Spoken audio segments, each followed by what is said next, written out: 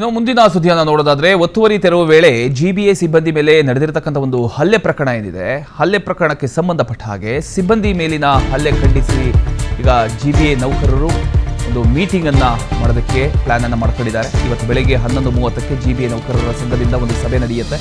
ಸಂಘದ ಅಧ್ಯಕ್ಷ ಅಮೃತ್ ರಾಜ್ ನೇತೃತ್ವದಲ್ಲಿ ಈ ಒಂದು ಸಭೆ ನಡೆಯುತ್ತೆ. ತೆರವು ಕಾರ್ಯಾಚರಣೆ ವೇಳೆ ಪೊಲೀಸ್ ಭದ್ರತೆಗೆ ಮನವಿಯನ್ನ ಮಾಡ್ಕೊಂಡಿದ್ದಾರೆ. ಜಿಬಿಎ ಮುಖ್ಯ ಆಯುಕ್ತರಿಗೆ ಮನವಿ ಮಾಡಲಿರತಕ್ಕಂಥ ಸಂಘ ಇಂದಿನ ಸಭೆಯಲ್ಲಿ ಭದ್ರತೆ ಸೇರಿ ಹಲವು ವಿಚಾರದ ಬಗ್ಗೆ ಚರ್ಚೆ ನಡೀತಕ್ಕಂಥ ಸಾಧ್ಯತೆ ಇದೆ. ಸಭೆಯ ಬಳಿಕ ಆಯುಕ್ತರಿಗೆ ನೌಕರರ ಸಂಘ ಒಂದು ಮನವಿಯನ್ನ ಮಾಡ್ಕೊಳ್ಳುತ್ತೆ. ನಿನ್ನೆ ಶಿವಾಜಿನಗರದಲ್ಲಿ ನಡೆದಿರತಕ್ಕಂಥ ಒಂದು ದುರಂತ ಏನಿದೆ, ಆ ದುರಂತದ ಬಗ್ಗೆ ಇವತ್ತು ನೌಕರರ ಸಂಘ ಒಂದು ಸಭೆಯನ್ನ ಆಯೋಜನೆ ಮಾಡಿದೆ.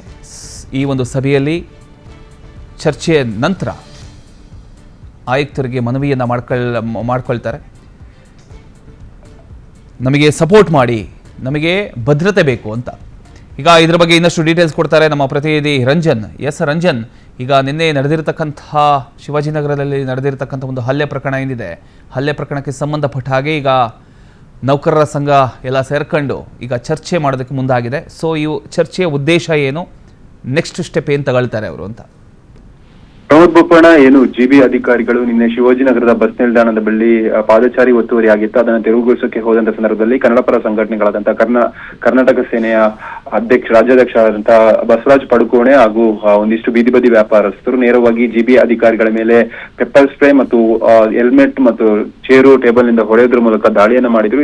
ಇದಾದ ಬಳಿಕ ಸಾಕಷ್ಟು ಈ ಒಂದು ವಿಚಾರ ಜಿಬಿಎ ನೌಕರರಲ್ಲಿ ಆತಂಕವನ್ನ ಮೂಡಿಸಿರುವಂತದ್ದು. ಯಾಕೆಂತ ಹೇಳಿದ್ರೆ ಒಂದ್ ಕಡೆಯಿಂದಾಗಿ ಬೆಂಗಳೂರಿನ ನಗರಾಭಿವೃದ್ಧಿ ಸಚಿವರಿಂದ ಕೂಡ ಜಿಬಿ ಅಧಿಕಾರಿಗಳ ಪರವಾಗಿ ಸಪೋರ್ಟ್ ಇದ್ರೂ ಕೂಡ ಇವರಿಗೆ ಭಯ ಆಗ್ತಿರುವಂತದ್ದು. ಬೀದಿ ಬದಿ ವ್ಯಾಪಾರಸ್ಥರು ಯಾವ ರೀತಿಯಾಗಿ ಆ ಅಧಿಕಾರಿಗಳ ಮೇಲೆ ದಾಳಿ ಮಾಡಿದ ಸಂದರ್ಭದಲ್ಲಿ ನಮ್ಮ ಜೀವಕ್ಕೆ ಹೊಣೆ ಯಾರು ಅನ್ನುವಂತ ನಿಟ್ಟಿನಲ್ಲಿ ಕೂಡ ಇವತ್ತು ಜಿಬಿಎ ನೌಕರ ಸಂಘದಿಂದ ಸಭೆಯನ್ನ ಕರೆಯಲಾಗಿರುವಂತದ್ದು. ಇವತ್ತು ಬೆಳಗ್ಗೆ 11 ಗಂಟೆಗೆ ಜಿಬಿಎ ಮುಖ್ಯ ಆಯುಕ್ತರಿಗೆ ಜಿಬಿಎ ನೌಕರ ಸಂಘದಿಂದ ಮನವಿ ಕೂಡ ಸಲ್ಲಿಸಲಿದ್ದಾರೆ. ಈಗಾಗಲೇ ಏನು ತೆರವು ಕಾರ್ಯಾಚರಣೆ ಆಗ್ತಿದೆ, ಆ ಒಂದು ತೆರವು ಕಾರ್ಯಾಚರಣೆ ಸಂದರ್ಭದಲ್ಲಿ ಸೂಕ್ತ ಭದ್ರತೆಯನ್ನ, ಪೊಲೀಸ್ ಭದ್ರತೆಯನ್ನ ಕೊಡಬೇಕು. ಬರೀ ಒಬ್ಬ ಮಾರ್ಷಲ್ ಅಥವಾ ಇಬ್ರು ಪೊಲೀಸ್ ಕಾನ್ಸ್ಟೇಬಲ್ ನ ನಿಯೋಜನೆ ಮಾಡಿ ತೆರವು ಮಾಡಿ ಅನ್ನುವಂಥದ್ದು ಸಲ್ಲದು. ಯಾವುದೇ ಕಾರಣಕ್ಕೂ ನಾವು ಈ ತರ ಆದ್ರೆ ತೆರವು ಕಾರ್ಯಾಚರಣೆಗೆ ಮುಂದಾಗೋದಿಲ್ಲ ಅನ್ನುವಂತಹ ಸ್ಪಷ್ಟ ಸಂದೇಶವನ್ನು ಕೂಡ ನಿನ್ನೆ ಜಿಬಿಎ ನೌಕರ ಸಂಘ ಮಾಡಿರುವಂತದ್ದು. ಈ ಹಿನ್ನೆಲೆಯಲ್ಲಿ ಇವತ್ತು ಜಿಬಿಎ ಮುಖ್ಯ ಆಯುಕ್ತರಿಗೆ ಜೊತೆಗೆ ಪೊಲೀಸ್ ಇಲಾಖೆಗೆ ಕೂಡ ಮನವಿಯನ್ನ ಕೊಡಕ್ಕೆ ಮುಂದಾಗಿರುವಂತದ್ದು. ಇನ್ನು ಮುಂದೆ ಏನಾದರೂ ತೆರವು ಕಾರ್ಯಾಚರಣೆ ವೇಳೆ ಸೂಕ್ತ ಭದ್ರತೆ ಇಲ್ಲದಿದ್ದ ಪಕ್ಷದಲ್ಲಿ ನಾವು ತೆರವು ಕಾರ್ಯಾಚರಣೆಗೆ ಮುಂದಾಗೋದಿಲ್ಲ ಅನ್ನುವಂತಹ ಮಾಹಿತಿಯನ್ನು ಕೂಡ ರವಾನೆ ಮಾಡಿರುವಂತದ್ದು. ಇಂದಿನ ಸಭೆಯಲ್ಲಿ ಭದ್ರತೆ ಸೇರಿದಂತೆ ಹಲವು ವಿಚಾರಗಳ ಬಗ್ಗೆ